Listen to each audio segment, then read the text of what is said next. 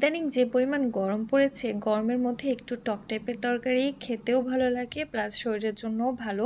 আজকে আমি রান্না করব কাঁচা টমেটো দিয়ে মাছের ঝোল। এর জন্য প্রথমে আমি বাটা মাছ নিয়ে সেটাকে লবণ, মরিচ, হলুদ মেখে 10 মিনিটের জন্য মেরিনেট হতে দিয়েছিলাম। দেন মাছগুলোকে ভেজে নিয়েছি, আর খুব বেশি কড়া করে ভাজিনি, যেহেতু আমি এটা দিয়ে তরকারি রান্না করব এজন্য। তারপর সেই মাছ ভাজার তেলের মধ্যে পেঁয়াজ কুচি অ্যাড করে একটু ভেজে নিয়ে তার মধ্যে দিয়ে দিলাম রসুন বাটা। রসুনের কাঁচা স্মেল দূর হওয়া পর্যন্ত ভেজে নিয়েছি। এখানে আমি গুঁড়া মশলা অ্যাড করছি। গুঁড়া মশলার মধ্যে দিয়েছি হলুদ গুঁড়া, মরিচের গুঁড়া আর স্বাদ মতো লবণ। দেন পানি দিয়ে মশলাটাকে একটু কষিয়ে নেব। মশলাটা যখন কষানো হয়ে যাবে, তেলটা উপরে ভেসে উঠবে, তখন এর মধ্যে অ্যাড করে দেব কেটে রাখা আলু আর টমেটো। তারপরে এগুলোকে একটু ভালো করে মশলার সাথে মিশিয়ে নিব, কারণ মাছ দেওয়ার পরে খুব বেশি নাড়াচাড়া করা যাবে না, তাহলে মাছ ভেঙে যাবে। তো তারপর মাছটা অ্যাড করে সবকিছুকে একটু ভালো করে মিশিয়ে এখন আমি এটাকে